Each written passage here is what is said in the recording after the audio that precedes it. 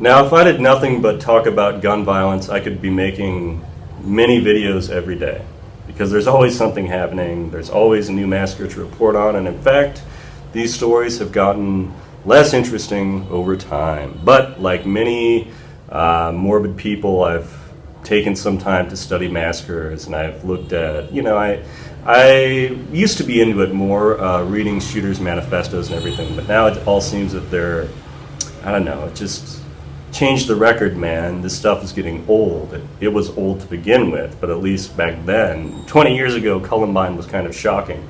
Now, I do remember Columbine, and actually Columbine, I mean, if you would have asked me at 9/11, I'd say, well, Columbine was still, for me, more significant, comparing the two, because it hit directly close to home. I knew I wasn't going to be anywhere near terrorists out in northern Wisconsin. But anyway, I'm dodging around this a bit. But in the space of one day, there was a shooting in El Paso, Texas. 20 people died, and 2 later, I believe, at the Walmart. The shooter walked in and just started gunning people down. There's some confusion as to whether it was a automatic, semi-automatic, whatever. The media always spins this, but then you have the right-wingers, like Crowder did this whole long bit about it. I don't really know anything about guns. I don't really care, honestly. I don't have one. I'm fine with Second Amendment and all that. But anyway, this guy just walked into a Walmart. Now, a Walmart, if you don't know, if you're overseas or something, that's just like a mega store, a big store. Actually, we did have a Walmart in China. I remember shopping there a lot.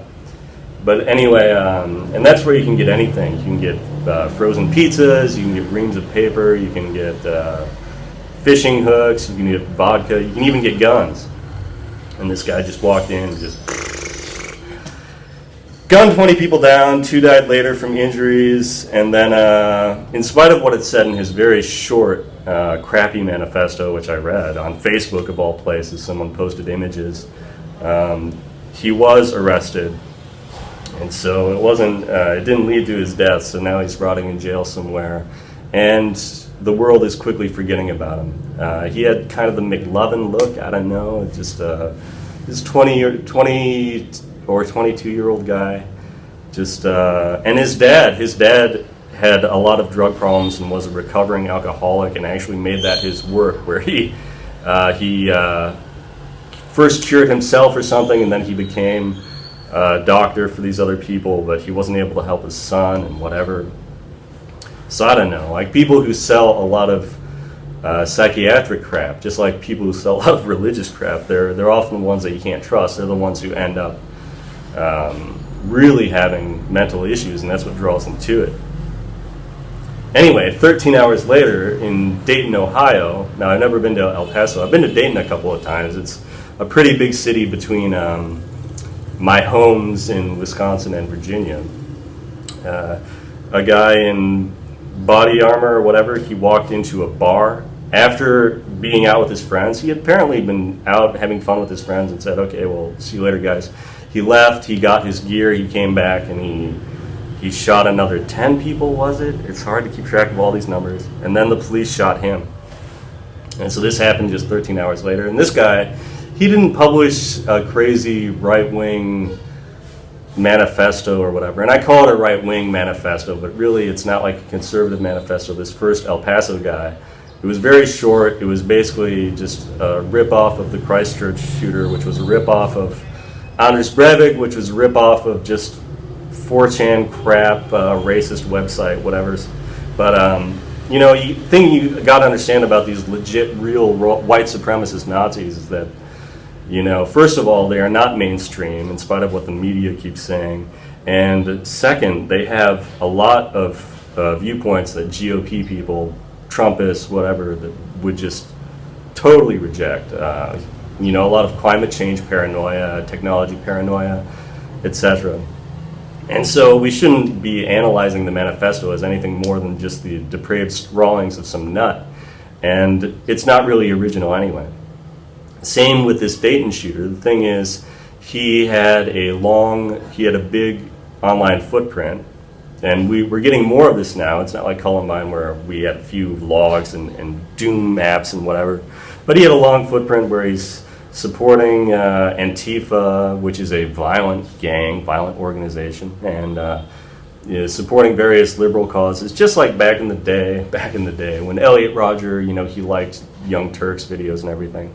I don't think any of this has to do with left or right, honestly. I think it has to do with anger and men's mental health problems. And so to tie this all together, I wanted to talk about a meme that an Australian friend posted, and it was just, well, not a meme, but like a screen grab of a tweet. And it was this woman saying, well, I've had all kinds of mental issues, or blah, blah, blah, but I've never taken up a gun.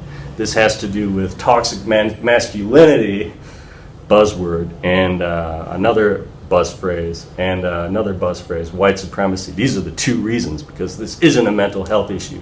I have mental health problems. I've never shot anybody. Well, okay, here's the truth, sister. Because it doesn't affect women doesn't mean it's not a mental health problem. And certain women do have mental health issues, or are triggered to violence, or led to violence because of mental health issues. Just like they are a minority of suicides. They still affect women. It's just that men are more affected.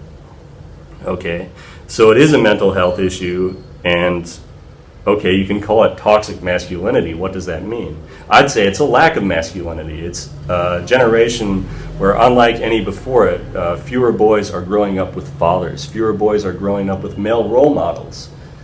Even in the professional world, we look at teachers. Most teachers are women. And women are taking over more and more of the professions and more of these spots. And I'm not saying that's a bad thing, but I am saying that we need to address men's mental health issues, the elephant in the room.